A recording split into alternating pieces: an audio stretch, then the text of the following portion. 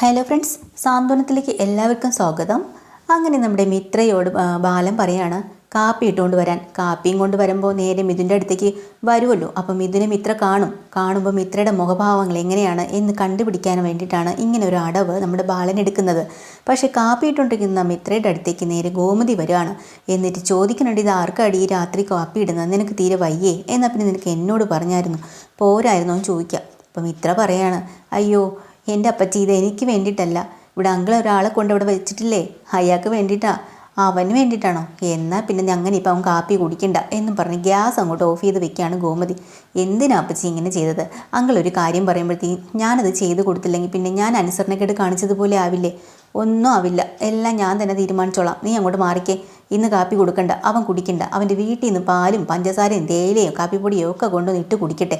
ഞാൻ കൊടുക്കില്ല എൻ്റെ സാധനങ്ങൾ. അപ്പോൾ മിത്ര വീണ്ടും പറയും, സുഖമില്ലാതെ കിടക്കില്ലേ അപ്പച്ചി, ഇങ്ങനെയൊന്നും കാണിക്കല്ലേ. ശരി, എന്നാൽ പിന്നെ നീ അങ്ങോട്ട് മാറും, ഞാൻ ഇട്ടുകൊണ്ട് കൊടുത്തോളാം എന്നും പറഞ്ഞ് ഗോമതി കാപ്പിയൊക്കെ ഇടുകയാണ്. അപ്പോൾ മുറിക്കകത്ത് മിത്ര വരുന്നതും കാത്തിരിക്കാട്ടോ ബാലൻ. കാരണം ഇപ്പം മിത്ര കാപ്പിയും കൊണ്ട് വന്നു കഴിഞ്ഞാൽ മിഥുൻ്റെ മുഖം കാണും.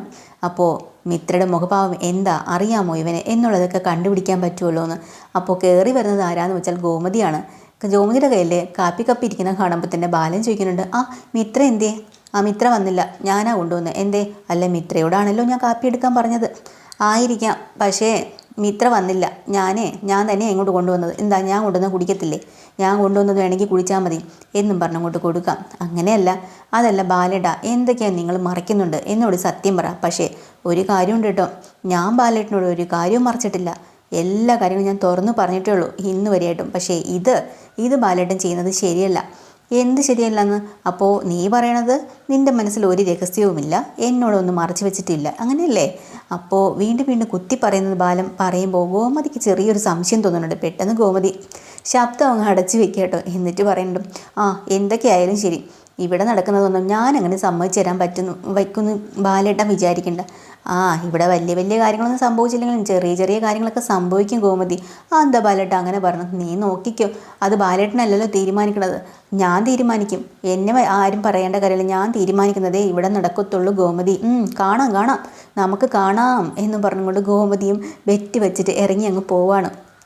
പുറത്ത് വന്നിട്ട് ഭയങ്കര വേദനയിലും ടെൻഷനിലുമാണല്ലോ. അന്ന് രാത്രി ഒന്ന് കിടക്കാൻ പോലും മുറിയില്ല, ബാലൻ്റെ മുറിയിലാണ് കൊണ്ട് കിടത്തുന്നത്. അപ്പോൾ അപ്പുറത്തെ മുറിക്കകത്ത് ശരി നമുക്കെന്നാൽ ഒരുമിച്ച് കിടന്നാലോ എന്ന് വിചാരിച്ചിട്ട് ഗോമതിയും മീനാക്ഷിയും അതുപോലെ മിത്രയും കൂടെ ആ മുറിയിൽ വേറൊരു മുറിയിലേക്ക് ചെല്ലട്ടോ. ആരും ഇല്ലല്ലോ, മിത്രയുടെ കൂടെ കിടക്കാമെന്ന് പറഞ്ഞ് പോവാണ്. എന്നാലും തറയിൽ കിടക്കാനായിട്ട് ഷീറ്റൊക്കെ വിരിച്ച് മിത്ര കിടക്കുകയാണ്. അപ്പോൾ ഗോമതി പറയാം, എനിക്ക് കട്ടിലിൽ കിടക്കണ്ട, ഞാനും തറയിൽ കിടന്നോളാം. അതെന്താ അമ്മേ അങ്ങനെ? എനിക്ക് അതിനുള്ള മൂടൊക്കെ പോയേടി. ദേ അമ്മേ, ആവശ്യമില്ലാത്ത കാര്യങ്ങളൊന്നും ചിന്തിച്ച് കൂട്ടിയേക്കരുതേ, പറയണത് അങ്ങോട്ട് അനുസരിക്കേ എന്ന് മീനാക്ഷി പറയാം. നാളെ രാവിലെ ആര്യം വരുമെന്ന് പറഞ്ഞത്, പിന്നെ എന്തിനാ ഇങ്ങനെ വിഷമിക്കണേ? ആര്യം വന്നോട്ടെ, വന്നിട്ട് കാര്യങ്ങളൊക്കെ തീരുമാനിക്കാം. പിന്നെ വീണ്ടും അച്ഛനെ ഇങ്ങനെ കുറ്റപ്പെടുത്തില്ലേ അമ്മേ? അച്ഛൻ അങ്ങനെയുള്ള ബന്ധമോ കാര്യങ്ങളോ ഒന്നുമുള്ള ഒരാളല്ല. അച്ഛൻ ഡീസൻ്റാണ്. അമ്മ ആവശ്യമില്ലാത്ത കാര്യങ്ങളാണ് ഈ ഇങ്ങനെ ചിന്തിച്ച് കൂട്ടുന്നത്. എന്തായാലും എനിക്കിപ്പോൾ എന്തായാലും കട്ടിലിൽ കിടക്കണ്ട, നിങ്ങളുടെ കൂടെ തറയിൽ കിടന്നാൽ ദേ അമ്മേ, എൻ്റെ കയ്യിൽ നിന്ന് വാങ്ങും. മര്യാദയ്ക്ക് ഇപ്പോൾ കിടക്കുന്നുണ്ടോ? ഇത്രയും ദേഷ്യത്തോട് പറയുമ്പോൾ നിങ്ങളെല്ലാവരും കൂടെ എന്നെ ഇങ്ങനെ വഴക്ക് പറയാൻ തുടങ്ങിയില്ലേ, പിന്നല്ലാണ്ട്. അപ്പോൾ ഇത്ര പറയാൻ പാവം അപ്പച്ചി ഒരു പഞ്ചപാവമല്ലേ, അപ്പച്ചി കിടന്ന് ഉറങ്ങ, ടെൻഷൻ ആവാതെ ഒന്നും വരില്ല. നാളെ എന്തായാലും കാര്യത്തിനൊക്കെ ഒരു തീരുമാനം ഉണ്ടാക്കാം അപ്പച്ചി എന്ന് പറയാട്ടോ. അങ്ങനെ അവർ കിടക്കുക. അങ്ങനെ കുറച്ച് കഴിയുമ്പോൾ മീനാക്ഷിയുടെ റൂമിലേക്ക് പോവുകയാണ്. അപ്പോൾ നമ്മുടെ ആകാശിന് ഇതിനിടയ്ക്ക് മീനാക്ഷിയുടെ അച്ഛൻ വിളിച്ചിട്ട് ചോദിക്കുന്നുണ്ട്, അതെ ആകാശം, നീ എന്താ ഇങ്ങോട്ട് വിളിയില്ല, ഇങ്ങോട്ട് വരക്കമില്ല, എന്തു പറ്റി? അല്ല അങ്കിളെ, ഇന്ന് രാത്രി എനിക്ക് ഇങ്ങോട്ട് വിളിക്കണമെന്ന് ഞാൻ വിചാരിച്ചതാ. ഇവിടെ ചില പ്രശ്നങ്ങളാണ്. എന്ത് പ്രശ്നങ്ങൾ ദേവമംഗലത്ത്? അല്ല അതിപ്പോൾ എങ്ങനെ പറയാൻ തന്നെ ഒരു നാണക്കേടാവുന്നു. അതെന്താ? നിൻ്റെ ബന്ധുക്കളായിട്ട് ഞങ്ങൾ കണക്കൂട്ടിട്ടില്ലേ ആകാശ്? എന്തുണ്ടെങ്കിലും നീ തുറന്നു പറഞ്ഞു. അങ്ങനെ പറയല്ലേ അങ്കിളെ, എൻ്റെ ബന്ധുക്കളായിട്ട് ഇപ്പോൾ എൻ്റെ സ്വന്തക്കാരോ എൻ്റെ ഈ വീട്ടിലുള്ളവരെക്കാളും ഞാൻ മതിപ്പ് വയ്ക്കുന്നത് നിങ്ങളെയാണ്. അത് കേൾക്കുമ്പോൾ രവീന്ദ്രൻ്റെ മുഖവും മനസ്സും ഒക്കെ അങ്ങ് തെളിഞ്ഞു കേട്ടോ. മണ്ടൻ ആകാശ് വീണ്ടും പറഞ്ഞുകൊണ്ടിരിക്കുകയാണ്. ഇവിടെ അച്ഛനാണെങ്കിൽ ഏവനെയോ ഒരുത്തൻ വിളിച്ചുകൊണ്ട് വന്നിട്ട് സ്വന്തം മോനെപ്പോലെ നോക്കുന്നു ഒക്കെ ചെയ്യുന്നു. അപ്പോൾ ചോദിച്ചിട്ടാണെങ്കിൽ ആരെങ്കിലും പറയണമില്ല. അപ്പോൾ രവീന്ദ്രൻ ചോദിക്കുന്നത്, ഈ ബാലന് എന്തിൻ്റെ കേടാ, ഇവൻ എന്ത് പണിയായി കാണിച്ചു വെക്കുന്നത്? ഓ, ഞാനതാ പറഞ്ഞ മോനെ, ദേവമംഗലത്ത് എന്തൊക്കെയോ പ്രശ്നങ്ങൾ നടക്കാൻ പോകണം. നിങ്ങളൊരു കാര്യം ചെയ്യും, ഇങ്ങോട്ട് വാ. ഇവിടെ ഈ വലിയ വീടിട്ട് നമ്മൾ രണ്ടുപേരല്ലേ ഉള്ളൂ, നിങ്ങൾ ഇങ്ങോട്ട് മാറി താമസിക്കുക, അതാ വേണ്ടത്. അതിനെ ഉടനെ തീരുമാനിക്കാന്നുള്ള രീതിയിൽ ആകാശം അങ്ങ് പറയട്ടോ. അപ്പോൾ അവർക്കങ്ങ് സന്തോഷമായിക്കൊണ്ടിരിക്കുകയാണ് കേട്ടോ രവീന്ദ്രനെ. ഉള്ള കുതിത്തിരിപ്പ് എല്ലാം ആകാശിൻ്റെ മനസ്സിലേക്ക് ഇട്ട് കൊടുക്കുകയാണ്. എന്നിട്ട് പറയാം, അതെ, കടയിലേക്ക് ഇന്ന് ബാലൻ വന്നിരുന്നോ? ഇല്ല, അച്ഛൻ ഇന്ന് വന്നില്ല. ഓ, അതെങ്ങനെ വരാനാ? പിന്നെ ദേവിക്കങ്ങ് കട എഴുതി കൊടുത്തിരിക്കുകയല്ലേ, അതുകൊണ്ടാണ് അങ്ങോട്ട് വരാത്തത്. ഇതിനെല്ലാത്തിനും ഒരു തീരുമാനം ഉണ്ടാക്കണം. ശരി, എന്നാൽ പിന്നെ ഞാനും എൻ്റെ ഭാര്യയും എന്തായാലും നിങ്ങളുടെ ദേവമംഗലത്തേക്ക് വരില്ല. പക്ഷേ മോനും മീനാക്ഷിയും കൂടി ഇങ്ങോട്ട് വരണം, ഇവിടെ താമസിക്കണം. ശരി ഞങ്ങളെ ആലോചിക്കാമെന്ന് പറഞ്ഞ് ഫോൺ വെക്കാട്ടോ. അപ്പോൾ രാജിയോട് രവീന്ദ്രൻ പറയുകയാണ്, എടി അവിടെ എന്തൊക്കെയോ പ്രശ്നങ്ങൾ നടക്കുന്നുണ്ട്, ഈ പ്രശ്നം മുതലാക്കി വേണം നമുക്ക് അവരെ ഇങ്ങോട്ട് കൊണ്ടുവരാൻ.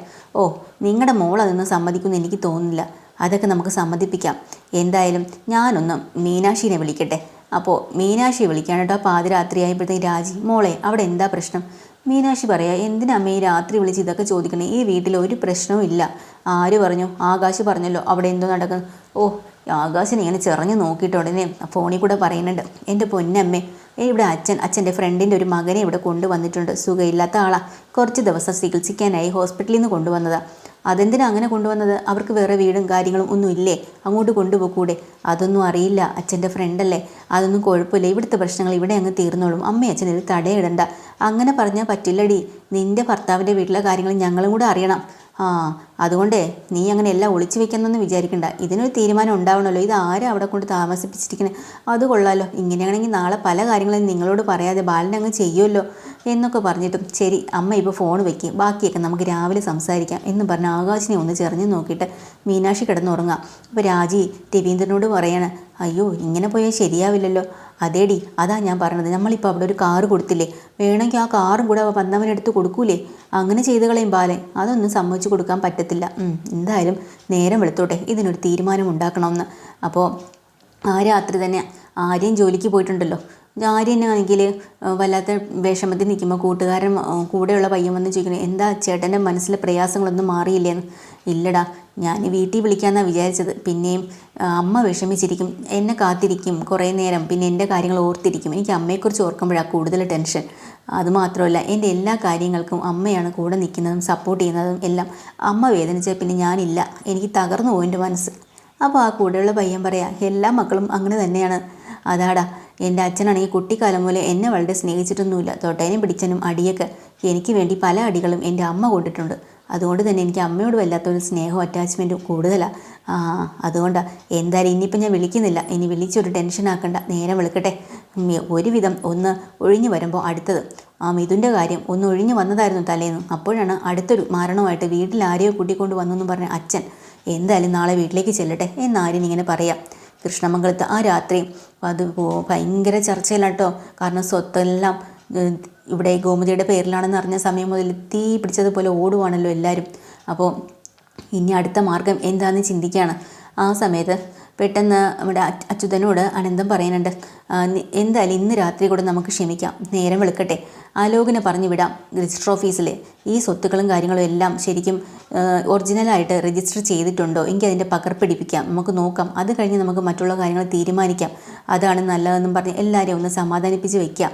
പിറ്റേ ദിവസം രാവിലെ ആലോക് എല്ലാ കാര്യങ്ങളും അന്വേഷിച്ചുകൊണ്ട് വരുന്നുണ്ട്.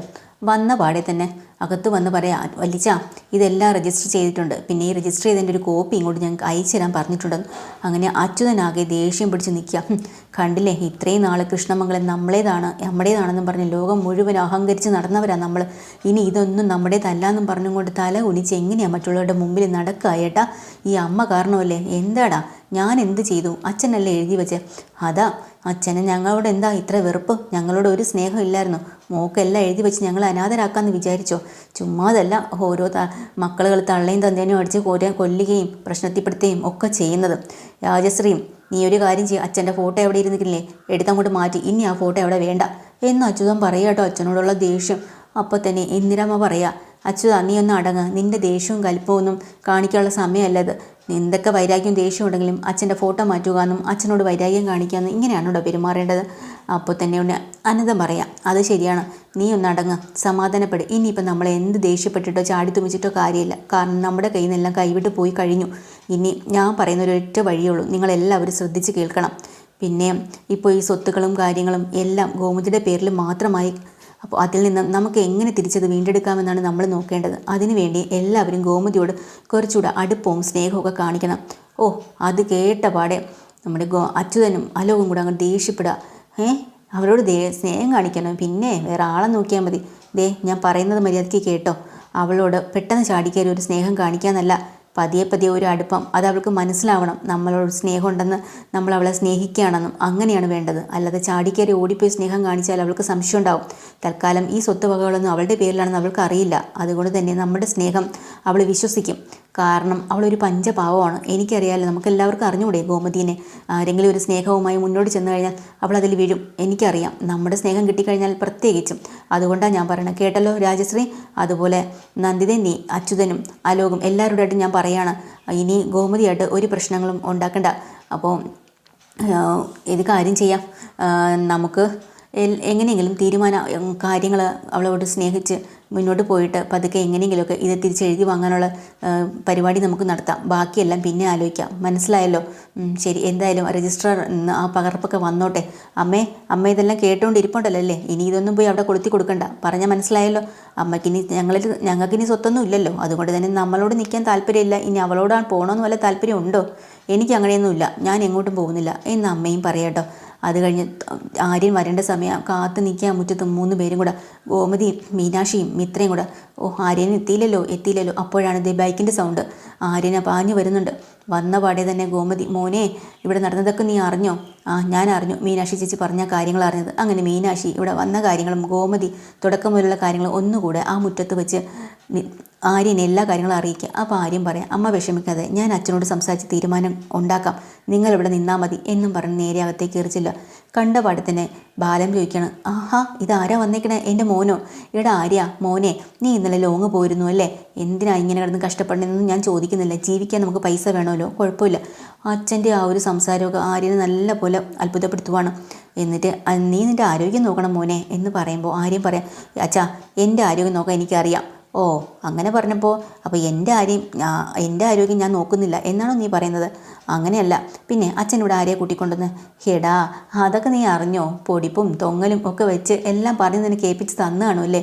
അവരൊന്നും പറയണ പോലെ അല്ലടാ, ഇതെൻ്റെ ഒരു കൂട്ടുകാരൻ്റെ മോനാ. തീരെ വയ്യ, വഴിയിൽ കിടന്നതാ വയ്യാണ്ട്, ആരോ അടിച്ചെന്നാണ് തോന്നുന്നത്. അപ്പോൾ തീരെ വയ്യാണ്ട് കിടന്നപ്പോൾ ഞാനെടുത്ത് ആശുപത്രിയിലാക്കി.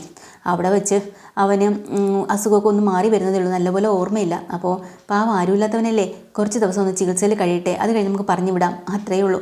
വേറെ കുഴപ്പങ്ങളൊന്നുമില്ല. അവനൊരു പഞ്ചപാവമല്ലേ, നിങ്ങളെയൊക്കെ പോലെ ഒരു പയ്യനല്ലേ എന്നൊക്കെ ഇങ്ങനെ പറയുമ്പോൾ ആര്യന് ചെറിയ സംശയമൊക്കെ തോന്നുക കേട്ടോ. ബാലനാണെങ്കിൽ ആര്യൻ്റെ മുഖത്ത് നോക്കിയിട്ട് ആര്യൻ്റെ ഓരോ മുഖഭാവങ്ങളിങ്ങനെ ഒപ്പിയെടുക്കാൻ ശ്രമിക്കുന്നുണ്ട്. അതാണ് ഇന്നത്തെ എപ്പിസോഡ് കേട്ടോ. പുതിയൊരു എപ്പിസോഡ് വീണ്ടും വരാം. ചാനൽ ഇഷ്ടമായ ലൈക്ക് ചെയ്യുക, സബ്സ്ക്രൈബ് ചെയ്യുക. താങ്ക്